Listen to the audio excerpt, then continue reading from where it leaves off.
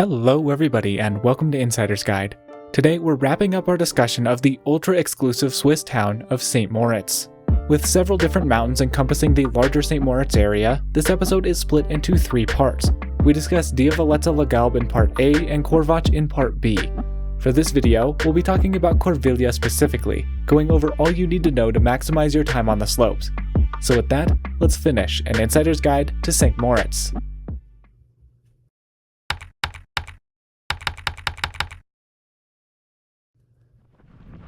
Before diving into the run-by-run, let's start with a bit of background. Corviglia is the mountain directly above the town of St. Moritz and is the one most people picture when they think of the town. To most, Corviglia is the quote-unquote main mountain.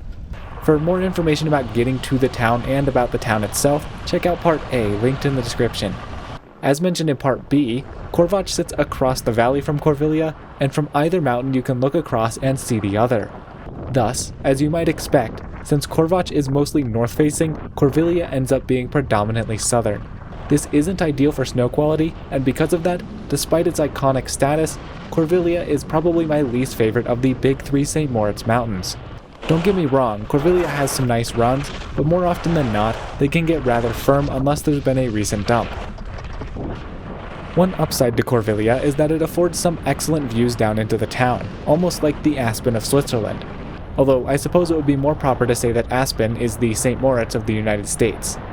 Another benefit to Corviglia is that it generally doesn't see major lift lines, mostly owing to its fleet of almost entirely bubble-high speeds. However, because of its excellent uphill capacity, the runs can feel more crowded than the other mountains nearby. The mountain has a pretty bougie feel, so if you're into that type of thing then you'll love Corviglia. For me, however, it was slightly off-putting, although it holds nothing on your average Deer Valley attitude for those who know. If you take a look at the trail map, you can see all of these images of different activities. In addition to having some nice competition courses and freestyle terrain parks, Corviglia offers a plethora of other non-skiing activities that are quite fun to partake in. Since Corviglia's skiing isn't always the best, a solid day of other activities can help balance the whole vacation. Alright, all that out of the way, let's take a look at what to expect on the mountain. To start your day, you've got 3 options for getting up the mountain. The Singelbahn tram from St. Moritzbad, the funicular from the center of town, and the gondola out of Celerina. Which one you take really just depends on where you're staying, but I find the tram to be most efficient. Note that the tram is where the piece number 5 from Corvach comes, so if you're looking to ski 2 mountains in one day, ski the morning in Corvach, then use number 5 to connect to the tram and spend the afternoon in Corviglia. Doing it in the opposite order would require unnecessary buses. Over in town, the funicular is the least efficient since you have to unload and reboard the second stage at the Chantarella midstation.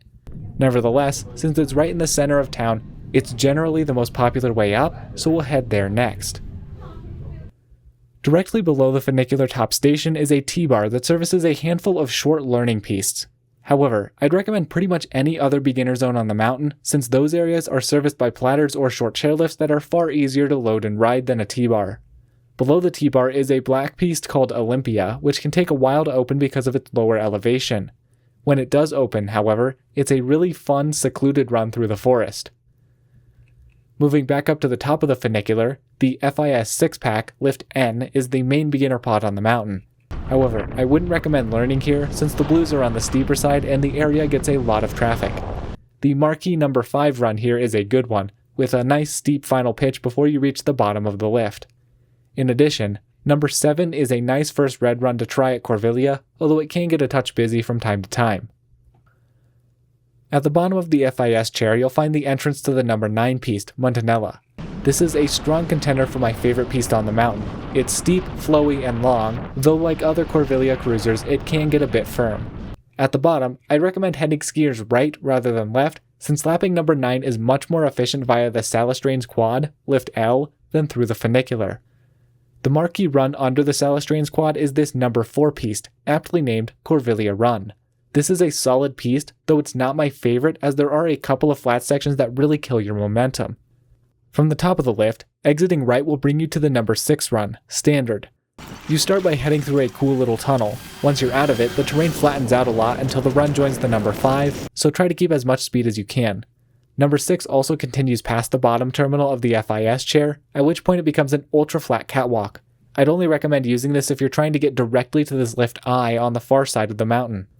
In addition, the lower half of the number 6 piste, passing through all these tunnels, lets you ski down to either the tram or the funicular mid-station. This is especially useful at the end of the day. So, if you're staying in St. Moritzbad, you can take the number 27 and number 28 trails from the bottom of the Salestrains quad straight down to the base of the tram. This J lift, Alpe Gio, serves mostly the same terrain as Salestrains, with the main exception being the number 3 piste. 3 is another really fun, fairly steep cruiser. From the top of either J or L, you can take the upper section of the number 2 piste to reach the terrain served by the Randelin Munt de San Murezzan lift I, which gives you access to the number 2 and number 1 piste. The number 2 trail is the option with more fall line, while the number 1 is more scenic. Because of this, I do prefer number 2, but frankly, both trails are worth doing individually, and are, in my opinion, the marquee runs at Corviglia. You can see on the map here a chairlift running from Suvretta. This chairlift hasn't run since 2022 and isn't going to anytime soon, so if you're staying in Suvretta, you'll have to take a bus to one of the other out-of-base lifts. In all honesty, I am unsure of the status of this learning area and the number 29 piste, but if I had to take a guess, I'd say that they are still in operation. Regardless, it would not be wise to plan or count on any of this small area being open, or quite frankly, even existing. Back over at the top of the funicular, the Marguns quad, Q, serves a single run, the number 14 piste, which splits partway down. Go skiers left and it becomes a blue, go skiers right and it turns into a red. The blue is essentially a road that winds around the steeper face that comprises the red. This R lift, Plateau Nair, serves the 15 piste. This area is a bit more north-facing, and because of that, I found the snow quality here to be noticeably better than in other parts of the mountain. The Marguns quad is the only main mountain lift in Corviglia without bubbles, so on stormy days you may want to avoid lift Q. If you continue past the S lift and ski under the gondola, you'll end up on the number 25 trail, which is a very long run. It's generally a decent piste, but keep your reflexes sharp in case of thinner spots towards the bottom. Adjacent to the bottom of the gondola is this small learning area served by a quad and a T-bar. This is a much better area to learn than the previously mentioned FIS zone because it's shorter and isolated from more advanced traffic. Note that the chairlift here is the only active fixed grip lift in Corviglia. Partway down number 25, you can also take this number 26 trail that leads to Samadan and this whole other mountain area, although do note that you have to take a bus to return to the main area, so this is more of an end-of-day lap.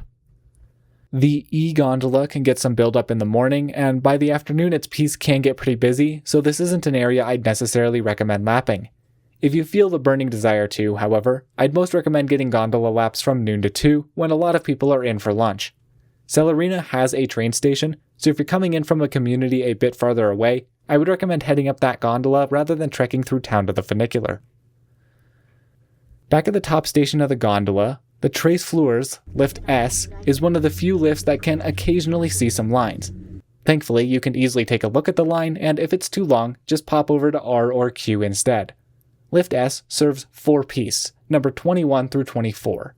Number 21 starts out extremely flat, but once you're past the opening section, it turns into a pretty enjoyable cruiser down the valley. Number 22, on the other hand, is one of my least favorite runs on the mountain because it begins with a brutal uphill section. The rest of the piste is fine, but that uphill start really kills the mood. I'd honestly take number 21 instead. It's just about as steep and flows way better. Number 23 is essentially the controlled off-piste adjacent to number 22. It really isn't that great, and quite frankly, there are far superior off-piste options elsewhere on the mountain. However, if you're just starting to venture off-piste, this can be a good little training lap. As for the black run, number 24, it's a bit underwhelming. Even though it looks long on the map, the top half is quite mild in pitch and narrow enough to get pretty congested. The final pitch is the only noticeably steep part, but it doesn't last long before you're back at the lift. That said, the lip dropping into that last pitch does let you catch a nice bit of air, which is genuinely fun. In general though, I'm not the biggest fan of this pod. Both the number 21 and number 22 piece feed into the Glüna chair, lift U, and the Glüna restaurant. I ate there 2 separate times while I was at Corviglia, and the food was excellent, so I definitely recommend it. The number 20 piste is a fun run, but it's on the steeper side for a Corviglia blue. Pitch-wise, it feels more similar to the number 10 and number 31 piste than other blues on the mountain. The number 19 piste, especially the line on the looker's left side of the chair, is a short but excellent steep cruiser. But honestly, my favorite thing about Glüna is all the little off-piste sections tucked between the marked runs. The best one by far is the small cirque near the lower part of the chairlift, right around where the U symbol appears on the trail map. You access it with a short traverse from the skier's right side of the bottom of the number 19 piste, and it's an excellent spot to find fresh snow. The beauty is that even though it sits right next to the Glüna chair such that you can scope it every lap, it rarely gets skied out because most people don't realize how to reach it. As with all off-piste terrain at Corviglia though, the terrain is avalanche prone, so be sure you're carrying a beacon, probe, and shovel, and always check the avalanche report before venturing off-piste. At the bottom of the number 19 piste or via the number 10, you can hop on the Corviglia Lift V, a unique high-speed bubble triple. The only marked run it serves is the number 18 piste, which begins with a solid steep pitch before easing off as you drop into the valley. There's also some legitimately challenging off-piste terrain on the slopes of Piz nearby. This area is mostly north-facing, so the snow quality is usually excellent, and it's only a short walk from the lift to access it. From the top of the Corviglia lift, you can also reach the terrain served by the Pêsch quad, Lift W. But we'll come back to that in a moment. I want to shift gears and talk about the terrain accessed by the iconic Piz Nair tram.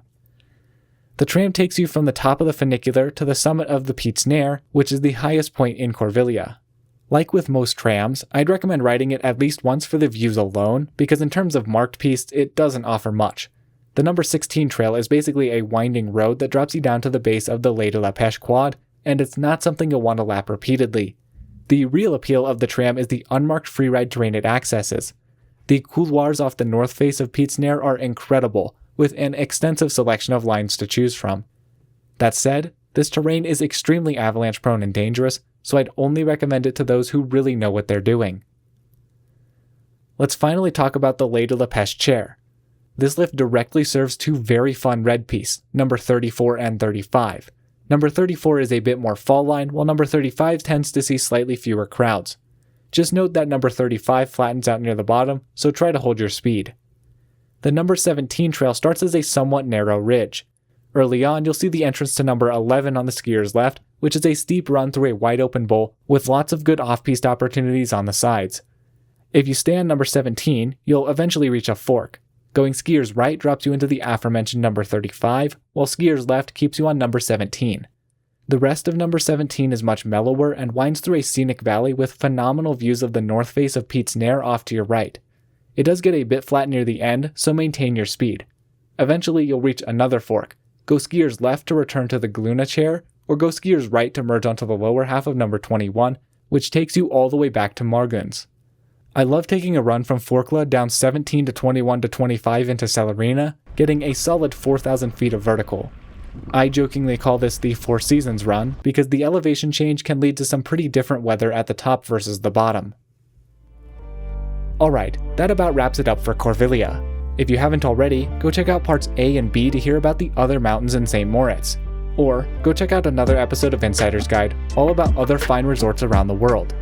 A shout out to Matt Darling and MTN's One for correctly guessing the mystery run in the Grand Targhee Master Plan, and to Baton Trudeau, Chris P., and Christopher for correctly guessing the mystery run in the leaderboards breakdown. If you want to be shouted out in a future video just like this, keep an eye out for mystery runs and guess them in the comments. As always, please leave any questions down below.